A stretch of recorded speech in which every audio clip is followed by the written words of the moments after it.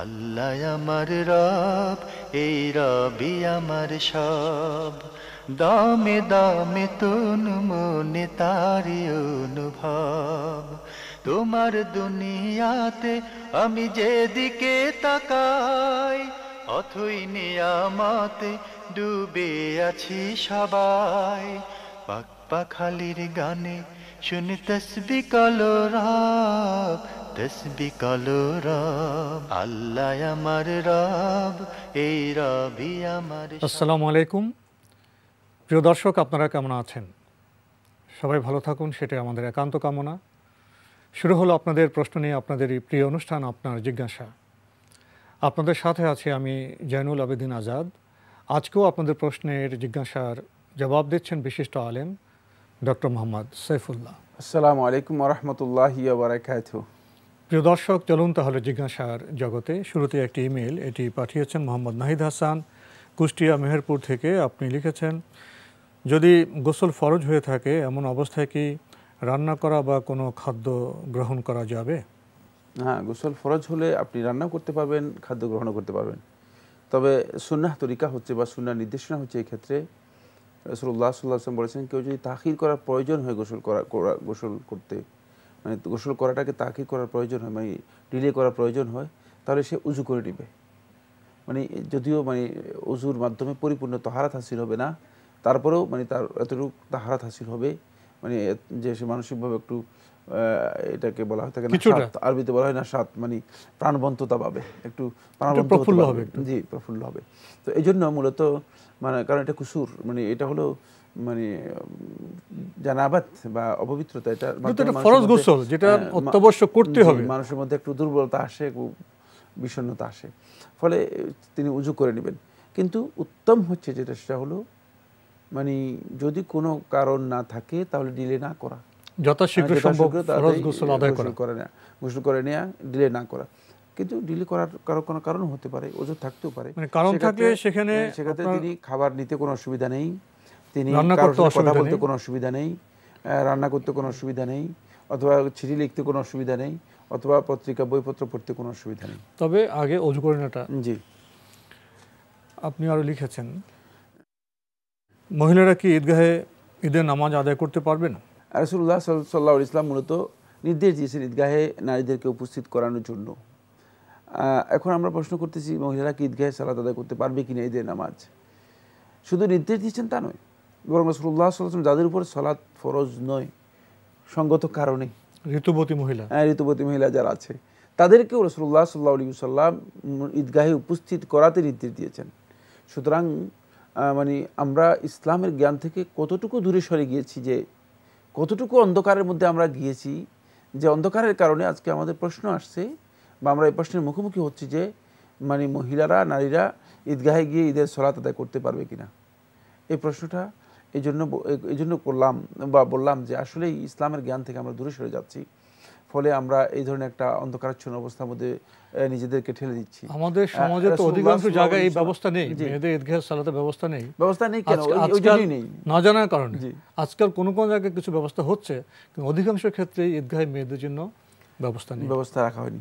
তো এই জন্য ঈদগাহে নারীদের সালাত আদায় করার বিধান রাসূলুল্লাহ সাল্লাল্লাহু আলাইহি ওয়াসাল্লাম ছিল, এবং আজকের দিন পর্যন্ত মক্কা এবং মদিনাতে এবং আরব বিশ্বের প্রায় সমস্ত জায়গাতেই নারী এবং পুরুষদের ঈদগাহে সালাত আদায় করার বিধান জারি আছে, আজকের দিন পর্যন্ত জারি আছে। ভাই নাহিদ হাসান, আপনি আরো লিখেছেন, ছেলেদের মুসলমানিতে খানার আয়োজন করা যাবে কি, ও কতদিনের মধ্যে মুসলমানি করানো উত্তম? ইসলামিক ট্রেডিশন হচ্ছে খতনা হয়ে যাবে একবারে ছোটবেলাতেই, যাতে করে কষ্ট কম হয়, সেটা 7 সপ্তাহ দিন করাতে পারলেও ভালো। কিন্তু ট্রেডিশন দেখতে পাচ্ছি যে আমরা অনেক বয়স হয়ে যায়, 10-12 বছর, 5-6-7 বছর হয়ে যাচ্ছে, তারপরে গিয়ে তাদেরকে খতনা করানো হচ্ছে, এবং এতে কষ্ট হয় বেশি, এবং তখন তাদের মধ্যে একটা ভয় তৈরি হয় এই ব্যাপারে, কারণ তখন তার মধ্যে একটা ভয় অবশ্যই, অনেকে পালিয়ে বেড়ায়, ভয় তো অবশ্যই হয়ে যাবে। তো এই জন্য এই কাজটি আসলে এভাবে শুদ্ধ নয়, এটি ইসলামিক ট্রেডিশনের পরিপন্থী। বাকি খতনার পরে এখানে ইসলাম কোনো ধরনের আনুষ্ঠানিকতার বিধান দেয়নি, খতনা করানোর পরে কোনো আনুষ্ঠানিকতা ইসলামের মধ্যে নেই। এমনি প্রচলন রয়েছে, বিভিন্ন এলাকায় বিভিন্ন প্রচলন রয়েছে। যদি কেউ প্রচলন সেটা ইবাদত হিসেবে অথবা আনুষ্ঠানিক ইসলামী আনুষ্ঠানিকতা মনে না করে যদি কেউ করে থাকেন, সেই প্রচলন যদি কেউ করেন তাহলে তিনি গুনাহগার হবেন না, এবং সেটা করতেও কোনো অসুবিধা নেই, করতে পারবেন। কিন্তু প্রচলন হিসেবে ধর্মীয় বিধান নয়, প্রচলন হিসেবে করতে হবে। এটা করলে একটা বড় ধরনের মানে সওয়াবের কাজ রয়েছে, অথবা এটা করতেই হবে যদি এমনটি মনে করে থাকেন, তাহলে অবশ্যই তিনি গুনাহগার হবেন। কারণ এখানে রাসূলুল্লাহ সাল্লাল্লাহু আলাইহি ওয়াসাল্লাম তার হাদিসের মাধ্যমে কোনো ধরনের আনুষ্ঠানিকতার কথা উল্লেখ করেছেন বা এই মর্মে কোনো সহিহ হাদিস সাব্যস্ত হয়েছে আমার জানা নেই। ভাই, আপনি সবশেষে লিখেছেন, আমাদের গ্রামে কারো সন্তান হলে একদল হিজড়া এসে শিশুটিকে কোলে নিয়ে গান বাজনা করে শিশুটির বাবা মার কাছ থেকে টাকা আদায় করে শিশুটিকে ওদের দিয়ে নাচিয়ে দোয়া নেওয়া জরুরি কি? এর প্রসঙ্গে যদি কিছু বলেন। এটা আমি কি বলবো আমি জানি না, কারণ কাদের কাছ থেকে দোয়া নিচ্ছে, আদৌ কি তাদের কাছ থেকে দোয়া নেওয়ার কোনো মানে প্রয়োজন আছে কিনা, তারা আদৌ কি দোয়া দেওয়ার মতো যোগ্যতা তাদের আছে কিনা। বাকি যাই হোক, মানে যে পদ্ধতির কথা আপনি বলেছেন এটি ইসলামী পদ্ধতি না, এটা মূলত মানে মানে এলাকার মানে একটা কুসংস্কার বলা যেতে পারে, কোনো জায়গায় যে কোনো এলাকার কুসংস্কার বলা যেতে পারে। যে কুসংস্কার থেকে আসলে আমাদেরকে বের হতে হবে। মানে বিশেষ করে হিজড়া যারা আছেন, মানে তারাও কিন্তু আদম সন্তান, তারাই মানুষ, মানে তাদেরকে ভিন্নভাবে ট্রিট করার কোনো সুযোগ ইসলামের মধ্যে নেই।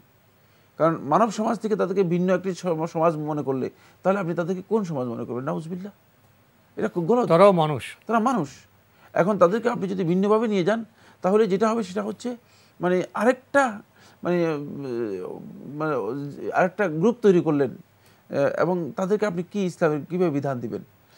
সুতরাং এই কাজটি মূলত যারা এখন করছে বা এই গ্রুপিং যারা করছে এটা এইভাবে, এটা একটা ভিন্ন মানে একটা গ্রুপ হিসেবে মানুষের মধ্যে একটা ভিন্ন একটা জাত হিসেবে চিহ্নিত করতেছে। এটি একেবারেই গলত, একেবারেই ভুল।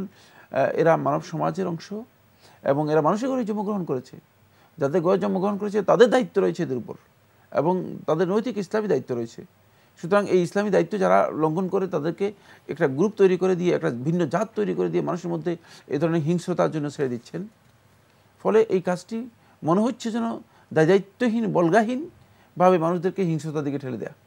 ফলে দেখা যাচ্ছে যে তারা কোথাও চাঁদাবাজি করতেছে, কোথাও মানুষের সন্তান নিয়ে এই যে বলতেছেন মানে খেলাধুলা করতেছে, ইত্যাদি ইত্যাদি, মানে যে কাজগুলো একেবারে কুসংস্কার এবং কিছু নোংরামিও এর মধ্যে জড়িত আছে। মানে যতটুকু আমরা মানে লক্ষ্য করেছি নোংরামিও জড়িত আছে। তো মূল কথা যেটা, যে হিজড়া হোক যেই হোক তারা বৈধ কাজ করবেন, এবং এখানে শিশু সন্তান হলে ইসলামের যে সংস্কৃতি পদ্ধতি সেভাবে সন্তানকে দোয়া করতে হবে। উনি যে চিত্র আঁকলেন এইভাবে তো দোয়ার বিধান ইসলামে নেই। না, এই দোয়ার কোনো বিধান ইসলামের মধ্যে নেই। আর এতে তাদের কাছে দোয়া চাওয়ার বিষয় না। দোয়া তো চাইবেন মূলত আল্লাহ রাব্বুল আলামিনের কাছে, দোয়া তো আল্লাহর কাছেই করবেন, এবং আল্লাহ নেক বান্দাদের কাছে কেউ দোয়া চাইলে সেটা চাইতে পারে। কিন্তু আপনি কিসের ভিত্তিতে মানে তাদের কাছে দোয়া, এলাকার কোন এলাকার নিচে এটা একেবারে কুসংস্কার বা প্রচলন, যেটা ইসলাম সম্মত নয়। এবারের চিঠিটি পাঠিয়েছেন মোহাম্মদ আমির হোসেন মিজান, ময়মনসিংহ থেকে। লিখেছেন, জামাতে ইমাম সাহেবকে রুকুতে পেলে আমি কত তাসবিহ পরিমাণ বলতে পারলে ওই রাকাতটি পাবো? রুকুতে আপনি ইমাম সাহেবকে পেলেই আপনি ওই রাকাত পেয়ে গিয়েছেন। তাসবিহ আপনি রুকুতে পড়তে পারলেন বা না পারলেন কোনো অসুবিধা নেই, তাসবিহ পড়া শর্ত নয়। তাসবিহ যদি পড়তে পারেন ভালো, তাসবিহ পড়াটাও মানে ওলামায়ে কেরামের একদল সুন্নত বলেছেন আর একদল ওয়াজিব বলেছেন। মানে তাসবিহ আপনি পড়তে পারলে ভালো, এক তাসবিহ পড়তে পারলে তাহলে আপনি মানে কনফার্ম হলেন যে আপনি পেয়েছেন। কিন্তু না, আপনি যখন রুকুতেই পেয়েছেন কনফার্ম হয়ে যান, তাকে সেখানে তাসবিহ না পড়লেও আপনি রুকুতে পাওয়ার কারণে আপনার ওই রাকাতটুকু হয়ে যাবে, যেহেতু রাসূলুল্লাহ সাল্লাল্লাহু আলাইহি ওয়াসাল্লাম থেকে এই মর্মে সহিহ হাদিস সাব্যস্ত হয়েছে, এবং এই হাদিসটি শেখ নাসিরউদ্দিন আলবানী রাহমাতুল্লাহি ইরওয়াউল গালিলের মধ্যে সহিহ বলেছেন। ভাই আমির হোসেন, আপনি আরও লিখেছেন, জোহরের নামাজে জামাতে ইমামের সাথে শেষ 2 রাকাত পেলে ইমাম তার শেষ বৈঠকে থাকাকালীন আমি কি শুধু আত্তাহিয়াতু পড়ব, নাকি দরুদ শরীফ, দোয়া মাসুরা সবগুলি পড়ব? দরুদ শরীফও পড়তে পারবেন, দোয়া মাসুরাও পড়তে পারবেন, সবটাই আপনি পড়তে পারবেন। যেহেতু আপনার এগুলো দোয়া পড়া, আপনি খালি বসে থাকবেন কেন? বেকার বসে থাকার চেয়ে দোয়া পড়া ভালো। আর আল্লাহ রাব্বুল আলামিনের কাছে আল্লাহর বান্দা এই সময় দোয়া করার বিষয়টি রাসূলুল্লাহ সাল্লাল্লাহু আলাইহি ওয়াসাল্লাম সহিহ হাদিস দ্বারা সাব্যস্ত হয়েছে। ফালিয়াতাখায়্যার মা ইয়াশা মিনাদ দুআ, রাসূলুল্লাহ সাল্লাল্লাহু আলাইহি ওয়াসাল্লাম হাদিসের মধ্যে বলেছেন সে যতটুকু সম্ভব হয় ততটুকু সে এখানে দোয়া করবে। সুতরাং আপনি বসে থাকবেন কি জন্য? বসে চুপ করে থাকলেন, কী কারণে চুপ করে থাকবেন? আপনি এখানে দোয়া পড়তে পারেন, দরুদ রাসূলুল্লাহ সাল্লাল্লাহু আলাইহি ওয়াসাল্লাম পড়তে পারেন, যেহেতু এই দরুদ পড়ার একটা সুযোগ, এটা একটা দরুদ পড়ার স্থান, সময়, তাই সেক্ষেত্রে আপনি সেটা করতে পারবেন। এতে আপনার নামাজও নষ্ট হবে না, বরং নামাজের যে ফজিলত রয়েছে, দোয়ার যে ফজিলত রয়েছে, সেটা আপনি লাভ করতে পারবেন। আল্লাহ আমার রব, এই রবি আমার সব। আল্লাহ আমার রব, এই রবি আমার সব। ভাই মোহাম্মদ আমির হোসেন মিজান, আপনার ইমেল পড়ছিলাম। আপনি আরও লিখেছেন, জোহরের নামাজে জামাতে ইমামের সাথে শেষ 2 রাকাত পেলে ইমাম সালাম ফেরানোর পর আমাকে 2 রাকাত একাকে আদায় করতে হবে। সেই ক্ষেত্রে পরবর্তী 2 রাকাতেই সূরা ফাতিহার সঙ্গে অন্য কোনো সূরা পড়ার অনুমতি রয়েছে কি? কোরআন ও সহিহ হাদিস দিয়ে জানালে উপকৃত হব।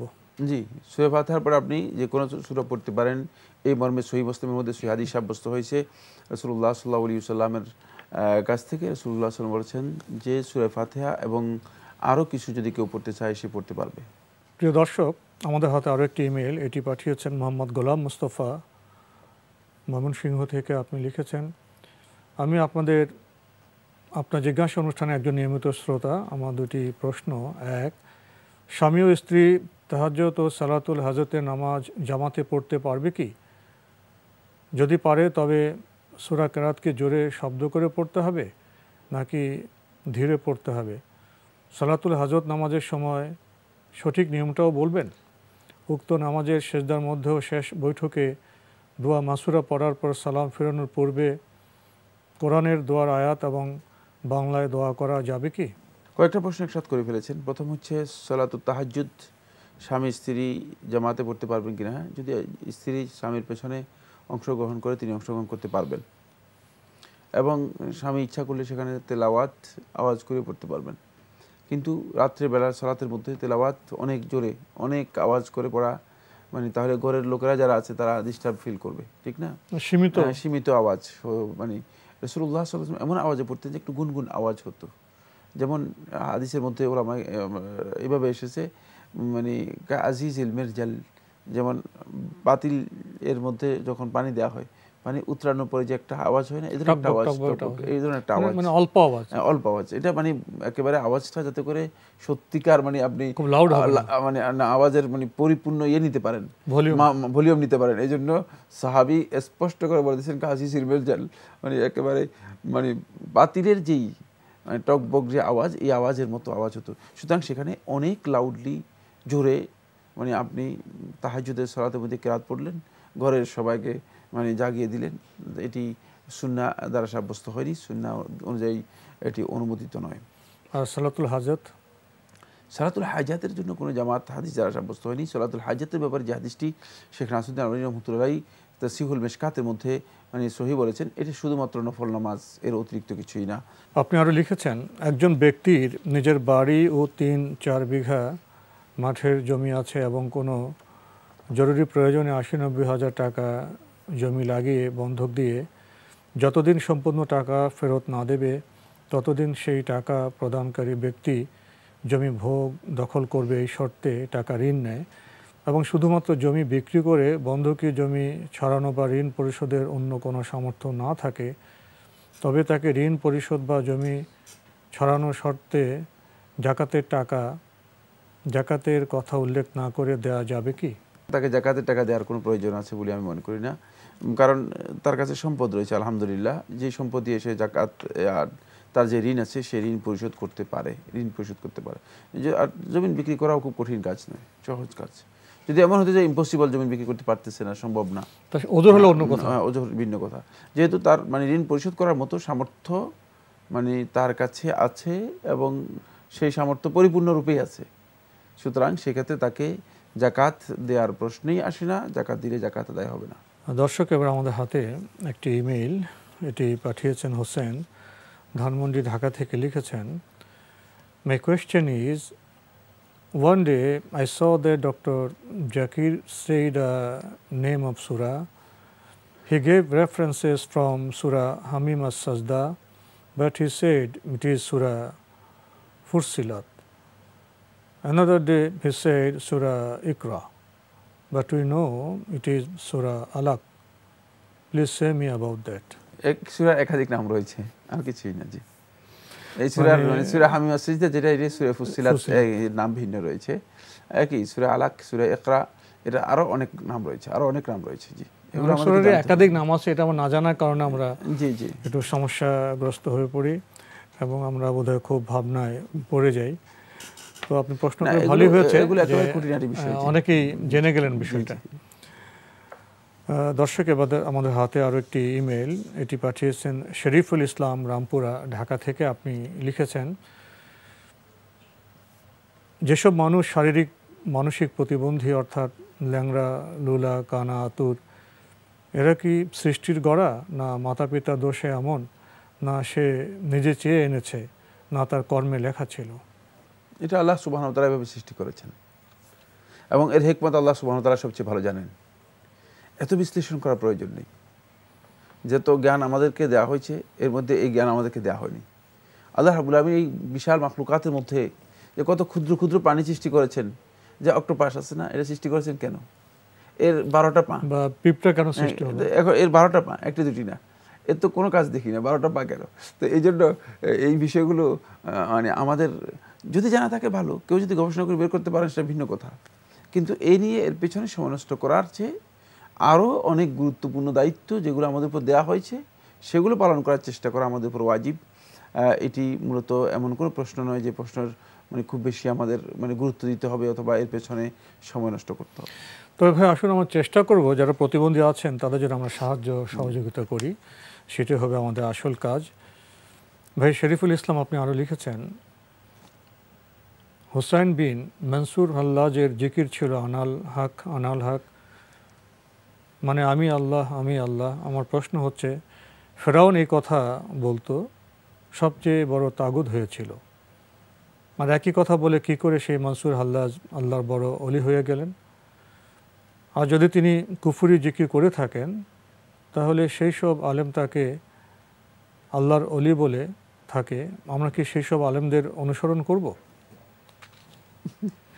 হুসাইন ইবনে মনসুর আল হাল্লাজ তার যেই জিকির বলছেন ঠিক না, এ ধরনের কোনো জিকির তার কাছে সাব্যস্ত হয়েছে আমার জানা নেই। বাকি আনাল হক এই কথা সে বলেছে, সে নিজেকে হক বা আল্লাহ দাবি করেছে বনমে, মানে সমকালীন সময়ের আলেমদের কাছে এটি প্রমাণিত হয়েছে। সমকালীন সময়ে আলেমরা যখন তার এই মুরতাদ মানে হওয়ার বিষয়টি কনফার্ম হয়েছে এবং তাকে যখন ইস্তেতাবা করা হয়েছে, তবা করতে তাকে বলা হয়েছে, সে যখন তবা করেনি তখন মূলত তাকে সমকালীন ওলামায়ে কেরাম তাকে শাস্তি হিসেবে, মুরতাদের শাস্তি হিসেবে হত্যা করেছে।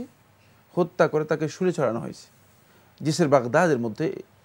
এটি ইবনে কাসির দিমাশকি রহমতুল্লাহ বেদায়ে নেহায়ের মধ্যে উল্লেখ করেছেন। জিসের বাগদাদের মধ্যে, বাগদাদের যে বড় জিসির, তখনকার সময় যে বড় জিসির হচ্ছে ব্রিজ, সবচেয়ে বড় ব্রিজ ছিল, ওই ব্রিজের উপর 7 দিন তাকে ঝুলিয়ে রাখা হয়েছিল, শুলে ছড়িয়ে 7 দিন ঝুলিয়ে রাখা, এই বড় ধরনের অন্যায়ের কারণে। এবং সমকালীন সময়ের সমস্ত ওলামায়ে কেরাম ঐক্যমতে তাকে এই ফতোয়া দিয়েছে যে সে মুরতাদ। কোনো আলেম যদি মনে করেন যে সে বড় অলি হয়ে গেছে, এটা মিথ্যা কথা। কোনো আলেম মনে করেন নাই, এটি একটি বিভ্রান্ত গ্রুপ। তাদের আকীদা হচ্ছে যে সে বড় অলি হয়ে গেছে আনাল হক বলে। কীভাবে আল্লাহ রাব্বুল আমিনের হক দাবি করে কোনো ব্যক্তি আল্লাহর অলি হতে পারে, এটি আমার জানা নেই। এটি একেবারেই মিথ্যা কথা। কারণ ফেরাউন দাবি করার কারণে তো সে তো কাফের হলো, শুধু কাফের হলো না, আল্লাহ রাব্বুল আমিন তাকে কিয়ামত পর্যন্ত মানুষের কাছে আল্লাহ রাব্বুল আমিন শাস্তির উদাহরণ হিসেবে রেখে দিয়েছেন। কিয়ামত পর্যন্ত শাস্তির উদাহরণ থাকবে এবং এত কঠিন শাস্তি পৃথিবীবাসীর কাছে দিয়েছে। যেমনিভাবে মনসুর হাল্লাজের শাস্তির বিষয়টিও কিয়ামত পর্যন্ত মানুষ যাতে করে স্মরণ করতে পারে, এই জন্য তাকে হত্যা করে, মানে তাকে মৃত্যুদণ্ড দিয়ে মুরতাদ হিসেবে হত্যা করে জিসির বাগদাদ জিসির উপর, বাগদাদের ব্রিজের উপর 7 দিন তাকে শুলে ছড়ে রাখা হয়েছিল। তো আজকে এখানে আমাদের শেষ করতে হচ্ছে। আপনাকে অনেক ধন্যবাদ। আপনাকে অবশ্যই ধন্যবাদ। প্রিয় দর্শক, আমাদের দেশে ধর্ম প্রসঙ্গে অনেক কিছু শোনা যায়, অনেক গান লেখা হয়, অনেক আবেগের প্রকাশ করা হয় এবং অধ্যত্ববাদের নামে একটা কুৎঝটিকা সৃষ্টি করা হয়, ধূম্র বলয় সৃষ্টি করা হয়, যার সাথে কোরআন হাদিসের কোনো সম্পর্ক নেই, জ্ঞানের কোনো সম্পর্ক নেই। আসলে এইসব বিষয়ে আমরা সচেতন হই, সতর্ক থাকি। চিঠি লিখুন, প্রশ্ন পাঠান আমাদের ঠিকানায়। পরিচালক আপনার জিজ্ঞাসা, এনটিভি, বিএসসি ভবন, 7ম তলা, 102 কাজী নজরুল ইসলাম এভিনিউ, কারওয়ান বাজার, ঢাকা 1215। আপনারা ইমেলও করতে পারেন। আমাদের ইমেল অ্যাড্রেস আপনার জিজ্ঞাসা @ntvbd.com। প্রিয় দর্শক, আপনারা আমাদের অনুষ্ঠান এনটিভি অনলাইনেও দেখতে পারবেন। ভিজিট করুন www.ntvbd.com। দর্শক, আপনারা সবাই নিরাপদে থাকুন, থাকুন শান্তিতে। আসসালামু আলাইকুম। আমার রব, এই রবি আমার সব, দামে দামে তন মনে তারি অনুভব। তোমার দুনিয়াতে আমি যেদিকে তাকাই, অথই নিয়ামতে ডুবে আছি সবাই। পাক পাখালির গানে শুনি তসবিহ কলরা।